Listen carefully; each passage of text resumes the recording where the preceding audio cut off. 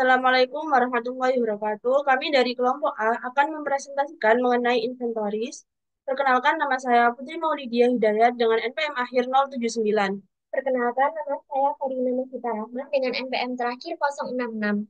Perkenalkan, saya Mesya Fadila Mitaraga dengan NPM terakhir 064. Perkenalkan, nama saya Kata Melati Asyari dengan NPM belakang 288. Perkenalkan, saya Nita Fadila dengan NPM akhir 090.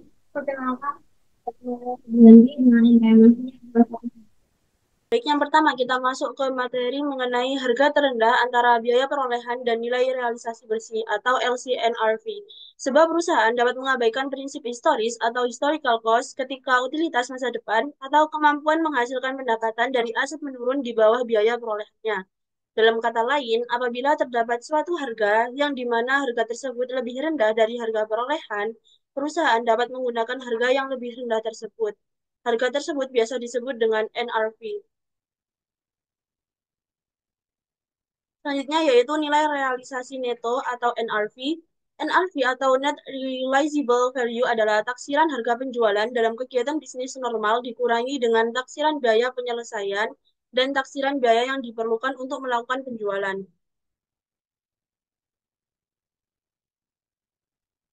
Kemudian disajikan contoh yang dimana diasumsikan bahwa mandor AK memiliki persediaan yang belum selesai dengan biaya 950 sen. Kemudian nilai penjualannya yaitu 1000 sen, estimasi biaya penyelesaiannya 50 sen, dan estimasi biaya penjualan yaitu 200 sen. Maka nilai realisasi neto persediaan mandor dihitung sebagai berikut. Pada inventory value unfinished yaitu ada 1000, yang kemudian dikurangi dengan estimate cost of completion 50 dan estimate cost to sell 200.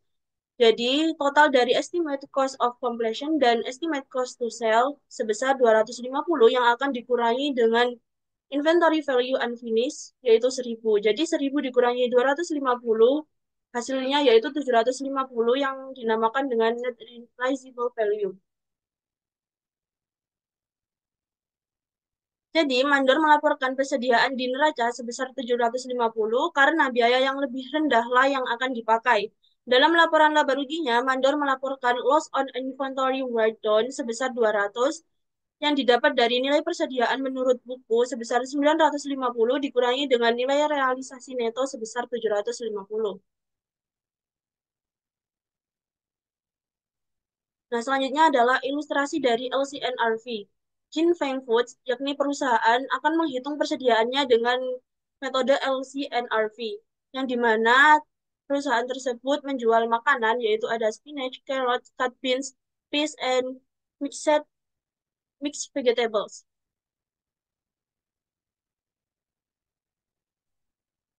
Nah, pada perusahaan tersebut, kosnya yaitu untuk spinach yaitu 80.000 yen dan NRV-nya 120.000 yen. Jadi, final inventory value itu yang di mana harga yang dipilih adalah harga yang paling rendah yaitu 80.000. Begitupun dengan seterusnya. Selanjutnya yaitu metode penerapan LCNRV. Dalam ilustrasi perusahaan Jinfeng Foods, kami berasumsi bahwa perusahaan menerapkan aturan LCNRV untuk setiap jenis makanan. Namun, perusahaan dapat menerapkan aturan LCNRV untuk sekelompok barang yang serupa atau terkait, atau untuk total persediaan. Misalnya, dalam industri tekstil, terkadang tidak mungkin untuk menentukan harga jual untuk setiap tekstil secara individual.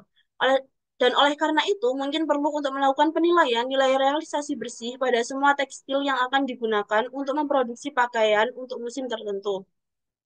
Berikut adalah contoh dari ilustrasi LCRNV yang berkelompok. Next. Selanjutnya, ada materi mencatat nilai realisasi bersih atau net realizable value dan bukan biaya.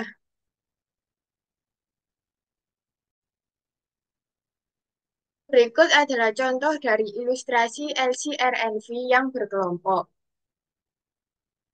Selanjutnya ada mencatat nilai realisasi bersih atau net realizable value dan bukan biaya. Metode pencatatan penurunan nilai persediaan ke nilai realisasi bersih. Yang pertama, metode harga pokok penjualan. Penurunan nilai persediaan dicatat dengan mendebit akun pokok penjualan. Tidak ada kerugian terpisah yang dilaporkan karena sudah termasuk dalam HPP. Yang kedua, ada metode kerugian, yaitu penurunan nilai persediaan dicatat dengan mendebit akun kerugian. Kemudian, kerugian dilaporkan secara terpisah dalam laporan laba rugi. Next. Selanjutnya ada konsep yang mendasar. Laporan laba rugi dengan metode penyajian harga pokok penjualan kurang memiliki ketepatan representasional. Artinya, metode harga pokok penjualan tidak merepresentasikan apa yang dimaksudkannya. Akan tetapi, penyajian ini mengilustrasikan konsep materialitas. Selanjutnya ada ilustrasi dari menunjukkan entry untuk metode harga pokok penjualan dan metode kerugian dengan asumsi penggunaan sistem persediaan perpetual.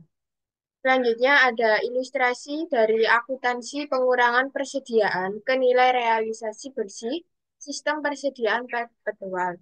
Metode harga pokok penjualan ini mengubur kerugian dalam akun harga pokok penjualan. Metode kerugian dengan mengidentifikasi kerugian karena penurunan nilai menunjukkan kerugian terpisah dari harga pokok penjualan dalam laporan laba rugi. Selanjutnya ada ilustrasi dari penyajian laporan laba rugi, harga pokok penjualan, dan metode kerugian untuk mengurangi persediaan ke nilai realisasi bersih. Selanjutnya ada penggunaan tunjangan. Pada ilustrasi tersebut ini, alih-alih mengkredit akun persediaan untuk menyesuaikan nilai realisasi bersih. Perusahaan umumnya menggunakan akun penyisihan yang disebut dengan sebagai penyisihan untuk mengurangi persediaan ke nilai realisasi bersih. Misalnya dengan menggunakan akun penyisihan berdasarkan metode kerugian. Ricardo Spa membuat entry berikut untuk mencatat penurunan nilai persediaan ke nilai realisasi bersih. Selanjutnya ada pemulihan kerugian persediaan. Pada periode setelah penurunan nilai, kondisi ekonomi dapat berubah sehingga nilai realisasi bersih dari persediaan yang sebelumnya telah diturunkan nilainya mungkin lebih besar dari biaya. Atau mungkin ada bukti yang jelas tentang peningkatan realisasi bersih. Dalam situasi ini, jumlah penurunan nilai dibalik dengan pembalikan dibatasi pada jumlah penurunan di nilai awal. Selanjutnya ada ilustrasi dari 9.8. Melanjutkan contoh Ricardo, mengasumsikan bahwa periode berikutnya kondisi pasar berubah, sehingga nilai realisasi meningkat menjadi 74.000, kenaikan sebesar 4.000. Akibatnya hanya 8.000 yang dibutuhkan dalam penyisihan. Ricardo membuat entry berikut dengan menggunakan metode kerugian. Akun penyisihan kemudian disesuaikan dengan periode berikutnya, sehingga persediaan dilaporkan pada LCRNV. Ilustrasi 9.8 ini menunjukkan evaluasi nilai realisasi bersih untuk perusahaan FUKO dan dampak penyesuaian nilai realisasi bersih terhadap pendapatan.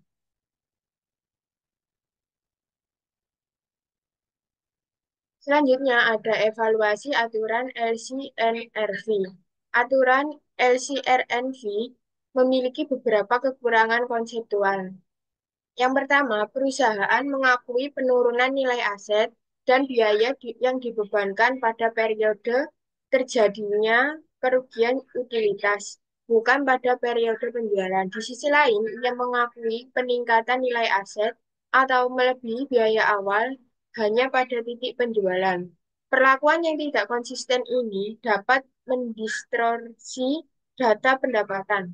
Yang pertama, penerapan aturan ini mengakibatkan ketidakkonsistenan karena suatu perusahaan mungkin menilai persediaan berdasarkan biaya pada suatu tahun dan berdasarkan nilai realisasi bersih pada tahun berikutnya.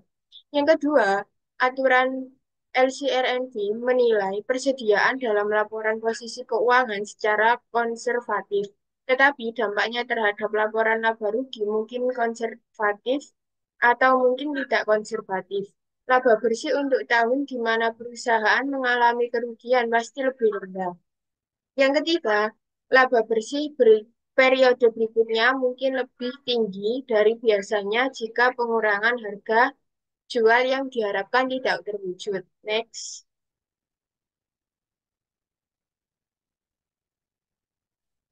Selanjutnya ada basis penilaian.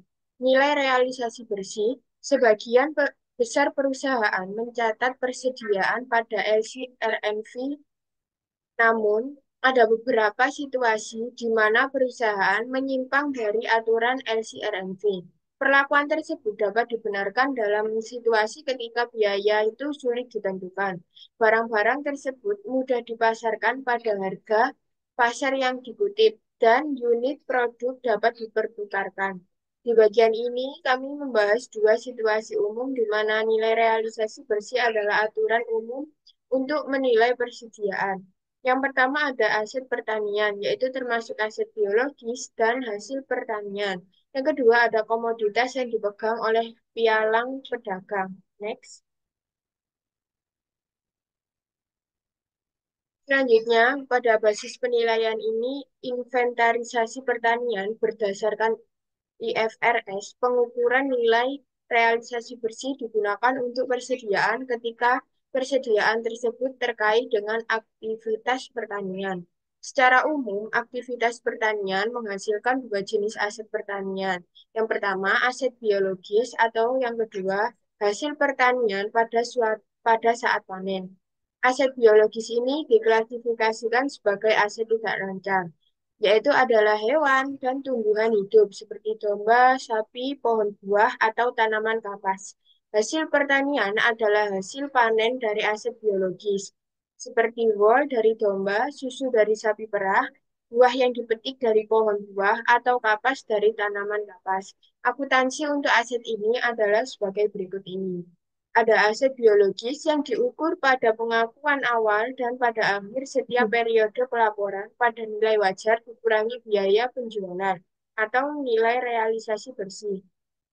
Perusahaan mencatat keuntungan atau kerugian akibat perubahan nilai realisasi bersih aset biologis dalam pendapatan saat hal itu terjadi. Lalu yang selanjutnya adalah ilustrasi akuntansi pertanian pada nilai realisasi bersih. Untuk mengilustrasikan akuntansi pada nilai realisasi bersih untuk aset pertanian, asumsikan bahwa Bancroft Dairy memproduksi susu untuk dijual kepada pembuat keju lokal. Bancroft memulai operasinya pada tanggal 1 Januari tahun 2022 dengan membeli 420 sapi perah seharga $460.000. Untuk mengilustrasikan akuntansi pada nilai realisasi bersih untuk aset pertanian, asumsikan bahwa Bancroft Dairy memproduksi susu dijual kepada pembuat keju lokal. Bancroft memulai operasinya pada tanggal 1 Januari tahun 2022 dengan membeli 420 sapi perah seharga $460.000. Ilustrasi di bawah ini menyajikan informasi Bancroft terkait sapi perah, yaitu nilai tercatat diukur pada nilai wajar dikurangi biaya penjualan atau nilai realisasi bersih.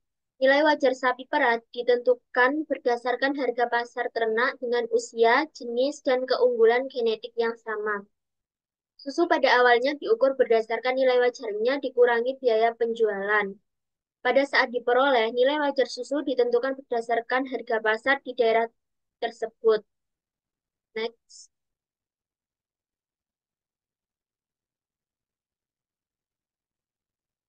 Lalu, seperti yang ditunjukkan, nilai tercatat sapi perah meningkat selama bulan tersebut. Sebagian dari perubahan tersebut disebabkan oleh perubahan harga pasar atau dikurangi biaya penjualan untuk sapi perah.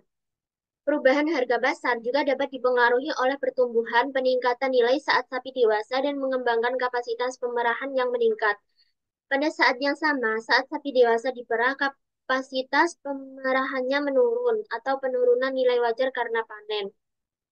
Konsep yang mendasari IFRS menggunakan istilah nilai buku, nilai tercatat, dan jumlah tercatat secara bergantian.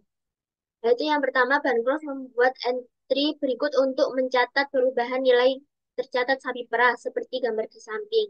Selain mencatat perubahan dalam aset biologis, Bancroft membuat entry ringkasan berikut untuk mencatat susu yang dipanen pada bulan Januari, seperti gambar tersebut.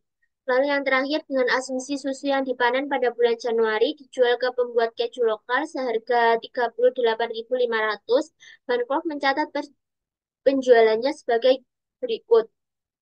Next.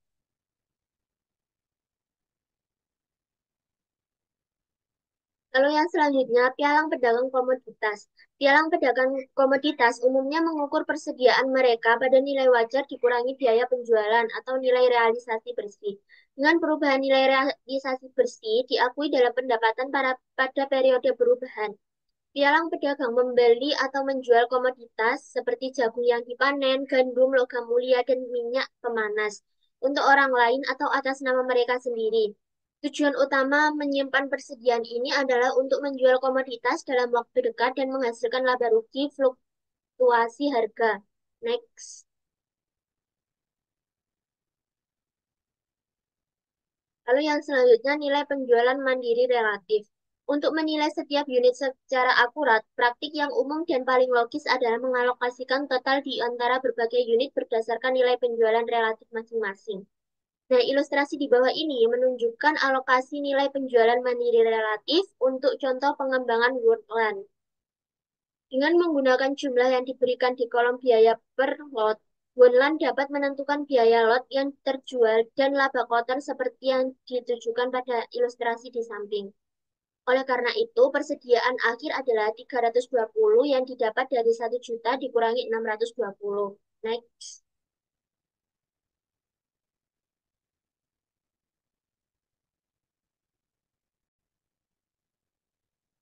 Lalu yang selanjutnya ada komitmen pembelian masalah khusus.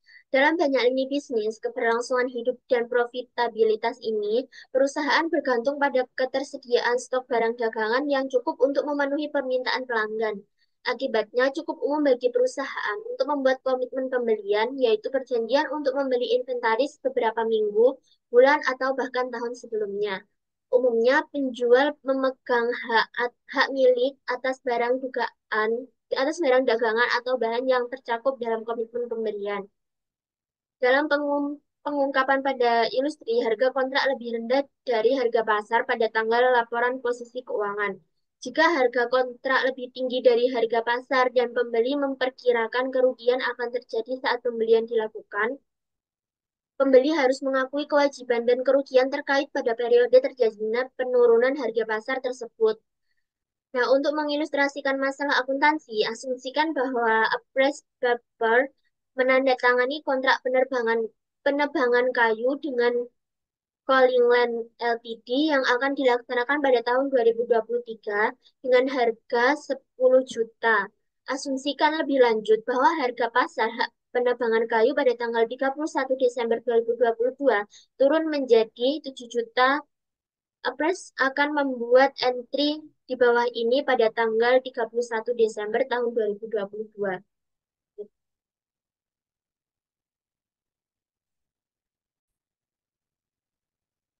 Nah, selanjutnya adalah contoh kasus Apres melaporkan kerugian kepemilikan yang belum terrealisasi dalam laporan laba rugi di bawah pendapatan dan beban lain-lain. Dan karena kontrak tersebut akan dilaksanakan dalam tahun fiskal berikutnya. Apres melaporkan kewajiban komitmen pembelian di bagian kewajiban lancar pada laporan posisi keuangan. Ketika Apres menebang kayu dengan biaya 10 juta, maka akan dibuat entry jurnal pada bagian debit, purchase inventory sebanyak 77 juta, purchase commitment liability sebanyak 3 juta, dan kreditnya cash sebanyak 10 juta.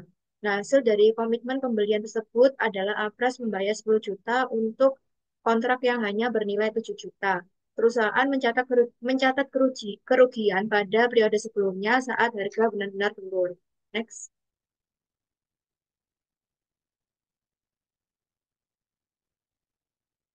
Nah, jika Apres dapat memperoleh kembali sebagian atau seluruh harga kontrak Sebelum menebang kayu, maka Apres mengurangi kewajiban komitmen pembelian. Dalam hal tersebut, Apres kemudian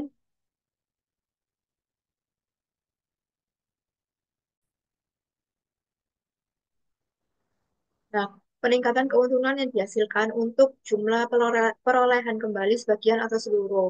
Misalnya, asumsikan bahwa Galing Land Ltd mengizinkan Apres untuk mengurangi komitmennya dari 10 juta menjadi 9 juta, maka entry jurnal transaksinya adalah purchase commitment liability 10 juta dikurangi 9 juta, maka 1 juta, dan di kreditnya unrealized holding gain or loss income sebanyak 1 juta. Nah, jika harga pasar pada saat Apres menebang kayu lebih dari 2 juta di bawah harga kontrak, maka Apres harus mengakui kerugian tambahan pada periode penebangan dan mencatat pembelian pada LCNRP. Next.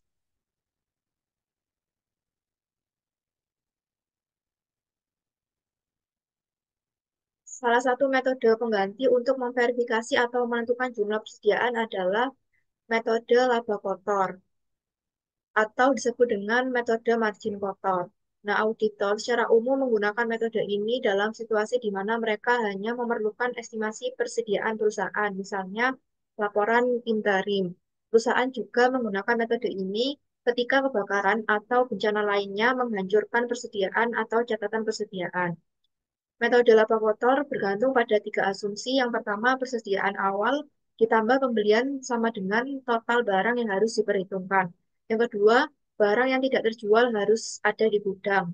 Yang ketiga, penjualan dikurangi biaya perolehan, dikurangkan dari jumlah persediaan awal ditambah pembelian sama dengan persediaan akhir. Next. Nah, pada metode laba kotor untuk memperkirakan persediaan, ada contoh kasusnya yaitu diasumsikan Cetus memiliki persediaan awal sebesar 60.000 dan membeli sebesar 200.000 euro. Kemudian keduanya berdasarkan harga pokok. Penjualan pada harga jual berjumlah 280.000 euro, laba kotor pada harga jual adalah 30%. Cetus menerapkan metode laba kotor seperti ilustrasi 9.13, yaitu beginning inventory 60.000, purchase sebanyak 200.000, ditambah menjadi good available sebanyak 260.000. Kemudian salesnya 280 dan less gross profitnya 84.000. Kurangi menjadi sales sebanyak 196.000. Maka cost available dikurangi sales menjadi approximate inventory sebanyak 64.000. Catatan periode berjalan berisi semua informasi yang dibutuhkan Cetus untuk menghitung persediaan berdasarkan biaya, kecuali persentase laba kotor. Cetus menentukan presentasi laba kotor dengan meninjau kebijakan perusahaan atau catatan periode sebelumnya. Dalam beberapa kasus, perusahaan harus menyesuaikan persentase ini jika mereka menganggap periode sebelumnya tidak mewakili periode berjalan. Next. Nah, selanjutnya adalah perhitungan persentase keuntungan kotor. Dalam kebanyakan situasi, persentase laba kotor dinyatakan sebagai persentase dari harga jual. Pada ilustrasi sebelumnya, misalnya menggunakan laba kotor 30% dari penjualan, maka laba kotor dari harga jual adalah metode umum untuk mengutip laba karena beberapa alasan. Yang pertama, sebagian besar perusahaan menyatakan bahwa berdasarkan harga ecer, bukan berdasarkan biaya. Yang kedua, laba yang dikutip berdasarkan harga jual lebih rendah daripada laba yang dikutip berdasarkan biaya. Nah, nilai yang lebih rendah ini memberikan kesan yang baik kepada konsumen. Yang ketiga, keuntungan kotor berdasarkan harga jual tidak boleh melebihi 100%.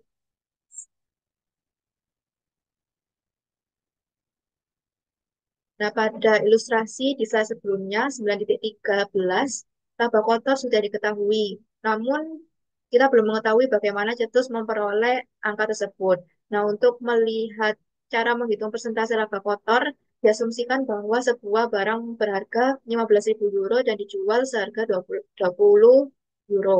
Laba kotor sebesar 5 euro. Seperti yang ditunjukkan dalam perhitungan di ilustrasi 9.14. Markup ini adalah 14 atau 25% dari harga eceran atau 33% dari biaya. Nah, di bawah ini adalah contoh perhitungan gross profit persentasenya. Next. Meskipun perusahaan biasanya menghitung laba kotor berdasarkan harga jual, namun harus tetap bisa memahami hubungan dasar antara markup biaya dan markup harga jual. Misalnya, asumsikan bahwa perusahaan menaikkan harga barang tertentu sebesar 25% dari biaya. Lalu, berapa laba kotor dari harga jual? Nah, untuk menemukan jawabannya, asumsikan bahwa barang tersebut dijual seharga 1 euro. Dalam kasus ini, rumusnya adalah cost ditambah gross profit sama dengan selling selling price. Nah, hasilnya yaitu 0,8 euro.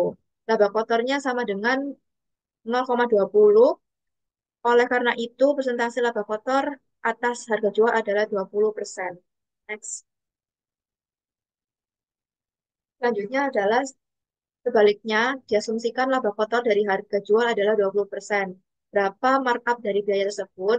Untuk jawabannya, diasumsikan bahwa tersebut dijual seharga satu. Sekali lagi, rumus yang sama berlaku pada slide sebelumnya. Seperti pada contoh sebelumnya, markup-nya sama dengan 0,20, maka markup biayanya adalah 25%. Ilustrasi berikut menyajikan rumus yang digunakan pengecer untuk mengekspresikan hubungan pada kasus di slide sebelumnya. Yang pertama, gross profit on selling price, yaitu persentase markup on cost dibagi 100% ditambah persentase markup on cost. Yang kedua, persentase markup on cost, yaitu gross profit on selling dibagi 100% dikurangi persentase markup on cost.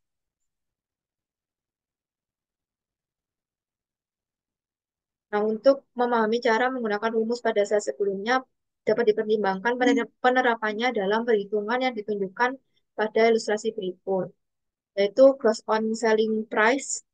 Yang pertama, given 20% pada persentase markup on cost, perhitungannya 0,20 dibagi 1, dikurangi 0,20 sama dengan 20%. Nah, sebaliknya, jika persentase markup on cost givennya 25%, maka pada gross profit yaitu perhitungannya 0,25 dibagi 1 ditambah 0,25 sama dengan 20%. Maka perbedaannya hanya di penjumlahan dan di pengurangan. Karena harga jual lebih biaya, dengan jumlah laba kotor yang sama untuk keduanya, laba kotor pada harga jual akan selalu lebih kecil daripada persentase terkait berdasarkan biaya. Perhatikan bahwa perusahaan tidak mengalihkan penjualan dengan persentase markup berbasis biaya. Sebaliknya, mereka harus mengubah persentase laba kotor menjadi persentase berdasarkan harga jual. Selanjutnya adalah evaluasi metode laba kotor. Nah, kelemahan dari metode laba kotor ini yang pertama hanya memberikan estimasi. Akibatnya perusahaan harus melakukan inventaris fisik untuk memverifikasi inventaris. Yang kedua, menggunakan persentase masa lalu dalam menentukan markup. Meskipun masa lalu seringkali memberikan jawaban untuk masa depan, namun tarif saat ini lebih tepat.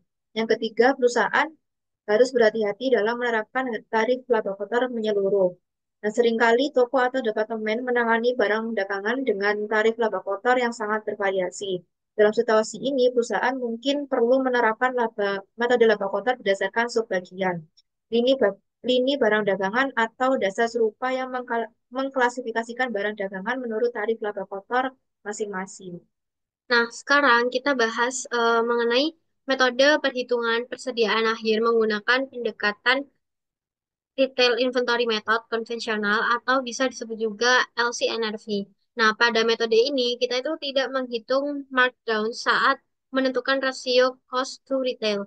Kenapa? Karena markdown ini dianggap sebagai kerugian, jadi tidak digunakan untuk menentukan rasio biaya terhadap harga jual. Nah, sebaliknya, kita itu hanya menghitung markup, yaitu kenaikan harga. Rasio ini nantinya dipakai untuk mengestimasi nilai persediaan akhir berdasarkan harga jual. Nah, sebagai contoh itu eh, perusahaan Infusion SA ini memiliki total biaya 20.500 euro dan total harga jual 38.000 euro. Nah, maka rasio cost to retailnya adalah 53,9%. Nah, kalau ending inventory-nya di harga jual adalah €12.500, maka nilai akhirnya nilai akhirnya ini dihitung 12 €12.500 dikalikan sama 53,9% tadi. Hasilnya yaitu 6,7 6, nah, kalau ending inventory-nya di harga jual adalah €12.500, maka nilai akhirnya ini dihitung €12.500 dikalikan dengan 53,9%, yaitu jadi 6.737,50 sen. Nah, hasil ini memberi estimasi yang konservatif sesuai dengan prinsip akuntansi kehati-hatian. Nah, sekarang kita bahas tentang beberapa item khusus yang harus diperhatikan dalam metode penilaian persediaan retail. Yang pertama itu biaya seperti break-in masuk sebagai bagian dari biaya pembelian. Kemudian pembelian dan diskon pembelian akan mengurangi harga pokok dan harga jual barang.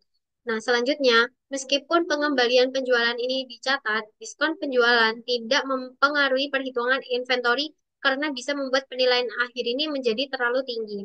Lalu ada juga transfer dari departemen lain yang dihitung seperti pembelian biasa. Sementara itu, kekurangan normal seperti penyusutan atau pencurian kecil ini dianggap wajar dan hanya dikurangi dari kolom retail. Tapi untuk kekurangan abnormal seperti kehilangan besar atau kerusakan tidak terduga, ini harus dikurangi dari kedua kolom, baik cost maupun retail, agar datanya ini tetap akurat. Nah, yang terakhir itu diskon untuk karyawan dikurangi dari retail seperti penjualan biasa, tapi tidak memengaruhi rasio cost to retail karena tidak ada perubahan nyata dalam harga jual keseluruhan.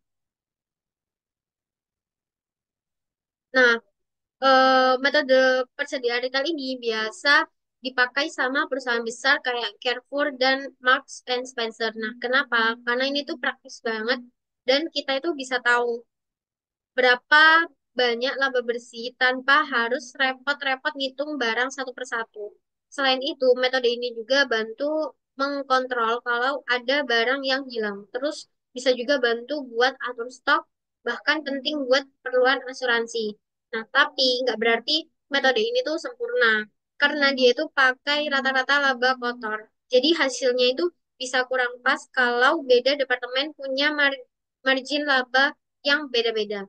Nah, biasanya perusahaan akalin ini dengan misahin perhitungan per departemen atau jenis barang yang mirip-mirip marginnya. Nah, satu hal lagi itu metode ini juga mengasumsikan kalau barang yang masih ada di gudang itu komposisinya sama kayak barang yang udah dijual. Padahal kenyataannya belum tentu gitu. Jadi, kalau asumsinya salah, hasil akhirnya bisa jadi kurang akurat juga.